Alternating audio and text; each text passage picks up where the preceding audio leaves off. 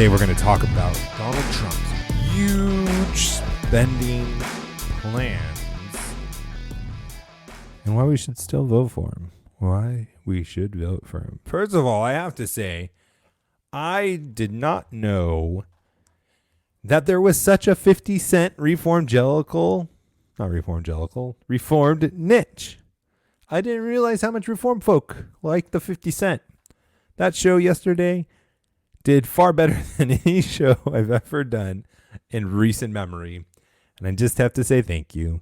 So if you know any more stories that fit into the business, economics, finance, economic policy niche that has to do with a rapper, send it my way, because apparently you guys love to hear about rappers.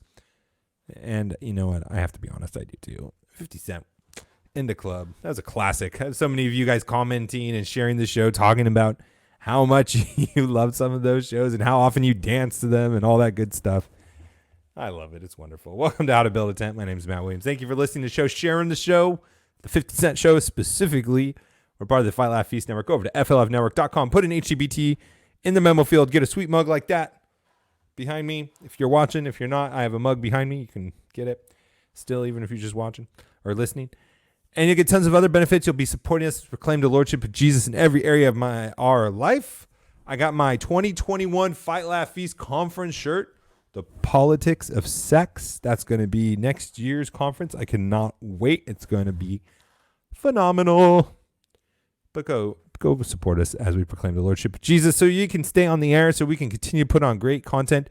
You'll be blessed, we'll be blessed, and new users will be blessed. New listeners will be blessed as well. A couple notes. I've been on a podcast, Dead Men Walking Podcast.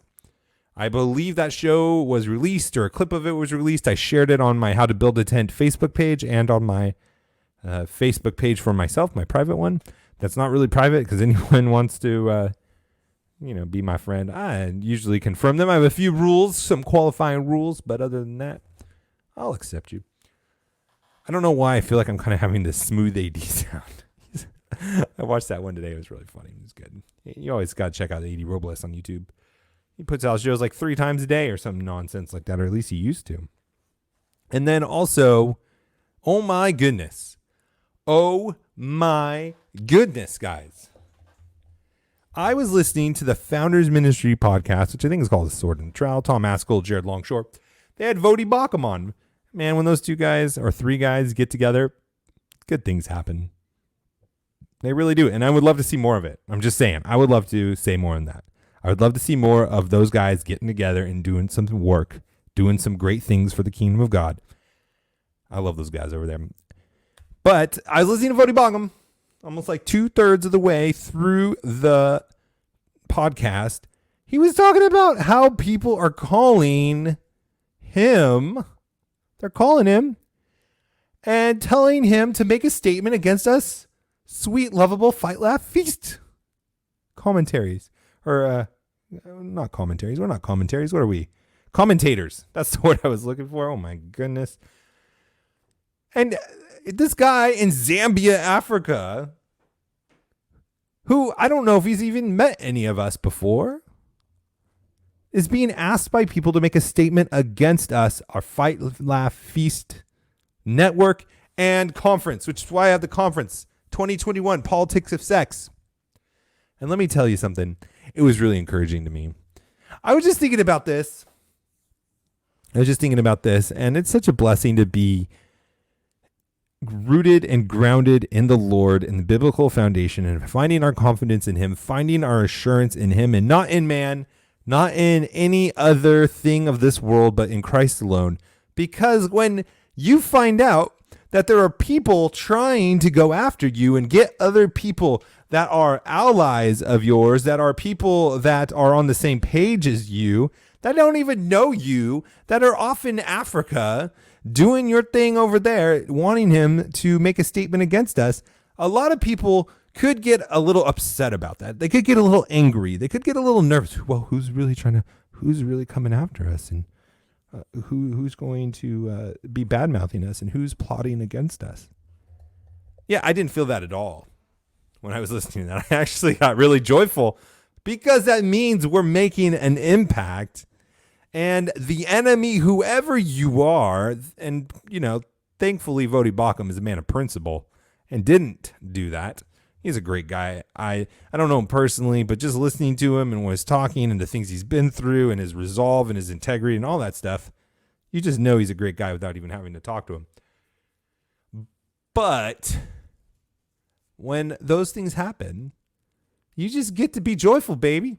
You get to be joyful because the enemy has no power and authority over us beyond what God has given them. And they may try to fight. They may get a few licks in, but it's all under the providence of God. And so we can have peace about it and we can be joyful about it and not be worried, not be nervous, not be scared, not be upset, which is what, in fact, I am playing this out as. I don't feel nervous. I don't feel upset. I'm not worried at all. I'm just thankful that God is using us and it's making people nervous. And it should. We're walking in the Spirit and doing what the Lord has for us should make people nervous. It's not all comfy. It's not the comfy comf. Yeah, I don't know why I said the comfy comf. Did you hear that? Yeah. I just asked my wife. She's in the office. She always makes fun of me for my weird dad conversations. This show is not brought to you by Tylenol, like what I'm sharing right now. But it's an article, and they're advertising on Tylenol. McConnell urges White House not to make coronavirus deals with Pelosi. And there's two things I really want to draw from this article. Is one, this is really good business advice, guys. I know it's already been 7 minutes in. I've gone on a rant. I'm sorry. I just do that from sometimes. I just do that. I don't know what to say. But this is a great principle that you should learn, not just in business, in your family life, in any kind of area that has multiple people in interest in it, hence politics. And politics isn't just what you think about Republican Democrats, but it's the struggle for power and having authority. I believe it's a loose definition of it. But Mitch McConnell says, please don't strike a deal until after the election, which, by the way, it's really strange to me that he would want to wait till after the election if he would think, or if he's of the mind that he's going to have less leverage to make a deal to get what he wants. You'd do one before the election. But obviously he thinks the election is going his way if he's asking Steve Mnuchin and Donald Trump to wait till after the election. And the reason he gives, and this is the point that I really want us to take away from this, past all the nonsense of what I just said in my intro, is that it would interfere with the confirmation of Amy Coney Barrett. Now, you may be thinking, especially if you don't listen to politics, why does a bailout and spending bill have to do with Amy Coney Barrett? And why would it impact and hurt the chances? It's because politicians do this really well. And businesses and people negotiating don't do this so well all the time because they don't realize that this is true. Is that there is no isolated events. There's no isolated issues when it comes to negotiation, when it comes to making a deal, when it comes to relationships, when it comes to getting things done, guys. And Mitch McConnell, a seasoned politician who I don't always like, but Cocaine Mitch is pretty all right with me, knows this, that if you continue to start striking a deal for spending that has nothing to do with Amy Coney Barrett, well, there's going to be concessions. There's going to be asks in that negotiation for holding off on the confirmation of Amy, for voting, certain people voting down, for a whole mess of things that I don't even know and I don't want to because I don't want to have to take a shower again because of how dirty politics is. I just don't want to do it. So I'm not going to go into the details of it, but this is a great principle for us to pull from this. Is for two things, really, from the negative of being aware of the leverage that other people are going to have on us on areas of our lives, areas of our business, areas of our careers that may not seem related, but can be dragged in and be compromised, or we might have to make concessions for. To be aware of that. And then on the flip side is using that for getting what you want of pooling a deal together, or coupling, or husbanding a deal together. And I was just thinking about it I think I told this story before, but it's applicable to this, is I ended up buying my new windows for my house from Lowe's. And Lowe's is unique from other window sellers. They don't just do windows. They do a lot of other things. And since I was making a big purchase on redoing my windows, I knew there was other things I wanted too. And so I was able to negotiate better deals for other products that had nothing to do with windows in the house, because I understood the negotiation for the windows was giving me leverage over other things that I wanted from Lowe's, but would have had to pay a higher price from if I thought about them in individual context.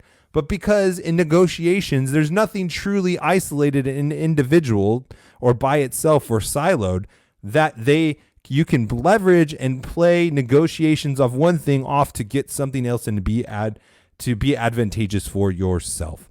And so be thinking about that in any kind of negotiation you're going through, including employment contracts, including your salary, including your promotion.